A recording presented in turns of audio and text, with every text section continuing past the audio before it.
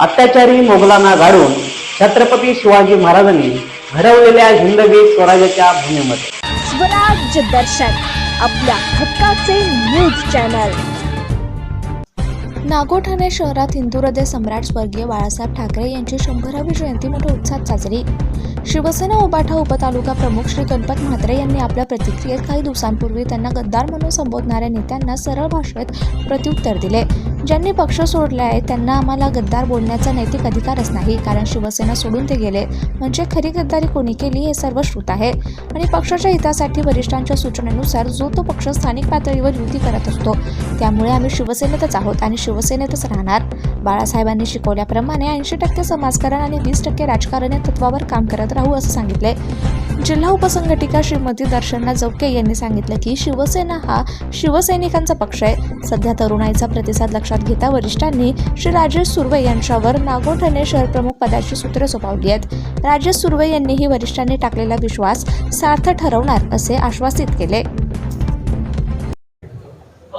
बाळासाहेबांनी आजपर्यंत जे समाजकारण आणि राजकारण यांचं गणित मांडलं, 80% समाजकारण आणि 20% राजकारण, त्यानुसार आजही त्यांची लोकप्रियता किंवा त्यांच्यावर असणारे प्रेम या जयंतीनिमित्त जनसमुदायाच्या मार्फत दिसून आलं की बाळासाहेब हे अजरामर विचारधारेचे प्रतीक आहेत। त्यामुळे यापुढे सुद्धा बाळासाहेबांचे विचार आम्ही पुढे नेण्याचा प्रयत्न करू।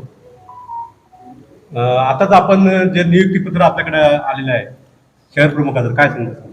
आज मला आनंदही खूप आहे की गेल्या 22 वर्ष मी शिवसेनेचं काम करतोय आणि आज माझी नियुक्ती माननीय आमचे नेते प्रसाददादा भोईर यांनी माझं नाव सुचवलं आणि आमच्या वरिष्ठांकडून आज मला शहर प्रमुखाचं पत्रक मिळालं। मला खूप अभिमानाची गोष्ट आहे आणि माझा पक्ष शिवसेना उद्धव बाळासाहेब ठाकरे हा कसा वाढेल, माझं पूर्णतः लक्ष आता या गोष्टीकडे राहील की मला माझा पक्ष वाढवायचा। आणि तरुण पिढीकडे तुम्ही आता सूत्र सगळे दिलेले आहेत, काय सांगा? सर्वप्रथम म्हणजे हिंदू हृदय सम्राट बाळासाहेब जयंती निमित्त विनम्र अभिवादन। आताचा ओघ जो आहे तो तरुण पिढीकडे आहे। 80% समाजकारण आणि 20% राजकारण हे ध्येय धरून मी तरुण पिढीला सांगेन, तुम्ही जर राजकारण करत असाल तर नक्की तिथे यशस्वी व्हाल। आत्ताच आपण बघतो की विरोधी पक्षात जे तुमच्यासोबत सहकारी जे राहिलेले किंवा ज्यांना तुम्ही नेते मानले त्यांनी शिवसेनेकरांना गद्दार घोषित केलं, काय सांगा? नेत्यांवर बोलणे एवढी मी मोठी नाही आहे, परंतु आम्ही काही कुठे पक्ष सोडून गेलेले नाही आहोत। त्याच्यामुळं आम्ही तर म्हणजे गद्दार काय हेतूने आम्ही गद्दार असू शकतो असं? आपण पक्षाच्या पदाचा याचा राजीनामा दिला होता, तर आपलं काय म्हणणं आहे? काही दिवसापूर्वी ज्या लोकसभेच्या निवडणुका झाल्या त्यामध्ये माझ्या गावामधून मला म्हणजे बूथवर माझ्या मतदान कमी पडल्या कारणाने मी नैतिक जबाबदारी स्वीकारून पक्षाच्या पदाचा राजीनामा दिला होता।